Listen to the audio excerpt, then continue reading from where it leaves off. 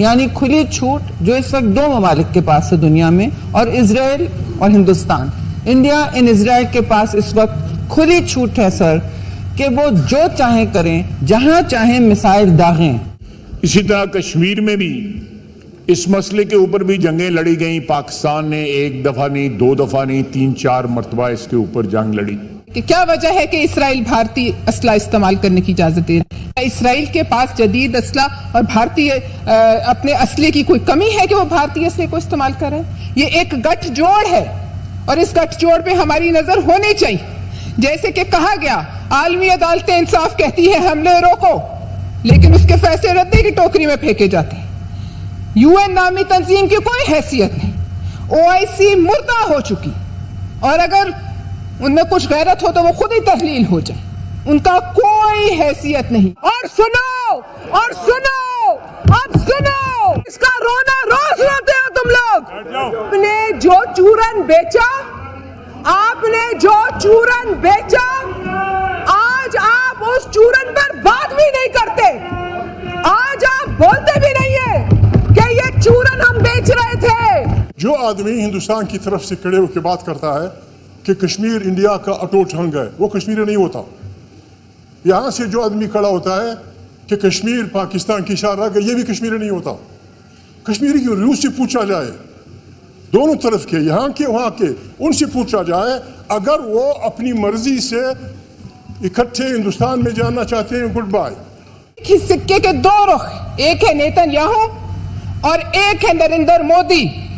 اور کیا یہ ایک اتفاق ہے کہ جو اسلحہ فلسطینی بچوں کو، فلسطینی ماؤں بہنوں کو، فلسطینی بھائیوں کو، ان کو شہید کرنے کے لیے، ان کے جسم کے چیتھڑے اڑانے کے لیے استعمال ہوا، اس میں بھارتی اسلحہ شامل تھا. یہ کوئی اتفاق نہیں جناب چیئرمین، یہ پاکستان کو میسج. میں سمجھتی ہوں کہ پاکستان اسرائیل کی نظر میں آج تک کھٹکتا ہے. نام بھی لینے کی ان کی جرت نہیں تھی، ان کی ٹانگیں کہاں پر تھی.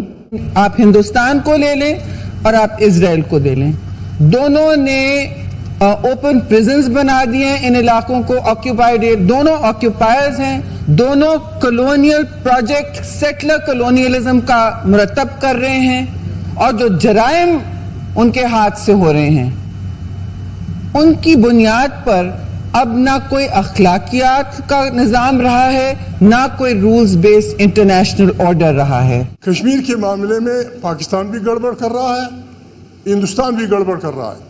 چھوٹی سی خوشخبری ہے کہ پاکستان کی ایک دشمن حسینہ واجد بھاگ کے بھارت میں پناہ لینے پہ مجبور ہو گئی. انشاءاللہ مودی اور یہ نیتن یاہو اور اپنے بغل بچے مودی کے بھارت میں وہ وقت دور نہیں ہے کہ وہاں جا کر پناہ لینے پر مجبور ہو. تو ایسے لگتا ہے سر کہ کوئی بھیک مانگ رہے ہوں. پاکستان میں سرمے کے مطابق 3 کروڑ سے زیادہ گداگر ہیں. ہمیں پتا ہے فارم 47 کے وزیر اعظم نے کہا تھا میں مانگنے تو نہیں آیا مگر میں شکل سے بھکاری لگتا ہوں. لیکن سر 3 کروڑ سے زیادہ لوگ بھکاری ہیں. سعودی عرب کی حکومت نے آپ کو لکھ کے بھیجا ہے کہ آپ ہر روز یہاں پہ عمرے کے اندر بھکاری یہاں پہ بیچتے ہیں. ہمارا نام ECL پہ ہے، ہم عمرہ کرنے نہیں جا سکتے. دوسری طرف سر آپ بھکاریوں کو سٹیمپ دیتے کہ جاؤ عمرہ کرنے جاؤ اور پاکستان کا نام بدنام کرو. آپ سنیں اس ملک کو کیا چاہیے؟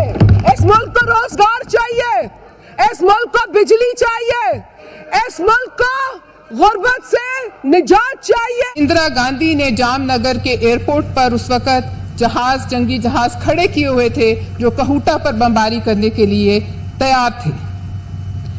جناب چیئرمین، اس آپریشن کی اندرا گاندھی نے باقاعدہ اجازت دے دی تھی. آگ لگ جائے اس پارلیمنٹ کو، باہر میں جائے یہ پارلیمنٹ، باہر میں جائے اس کا اسپیکر، باہر میں جائے اس کے سارے ممبر.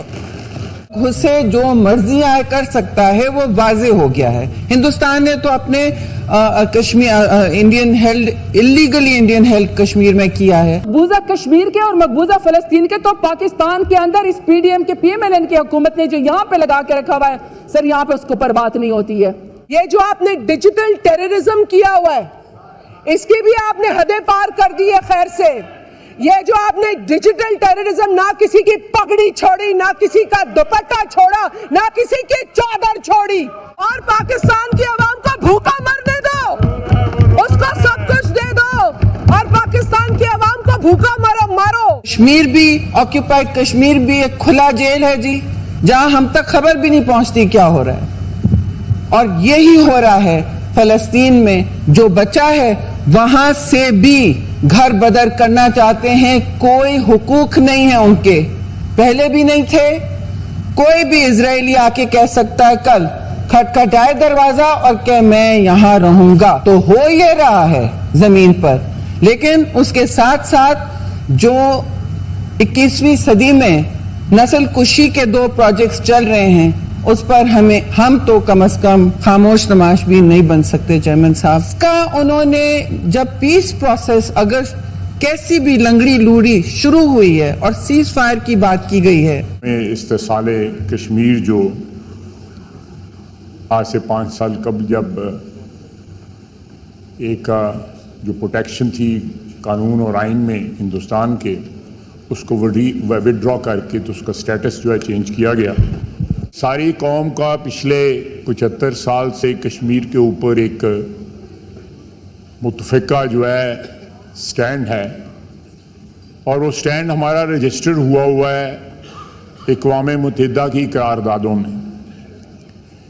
UN सिक्योरिटी काउंसिल ने उसके ऊपर रेजोल्यूशन पास किए हैं जो बाइंडिंग है, लेकिन बदकिस्मती है कि ये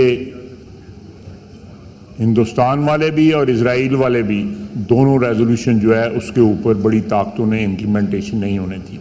मैं कश्मीरियों के हक़ की खुदरत के मुखालिफ नहीं हूँ। हम वो लोग हैं कि दुनिया में जहाँ कहीं आज़ादी की तारीख हो हम उसको सपोर्ट करने वाले लोग हैं सब।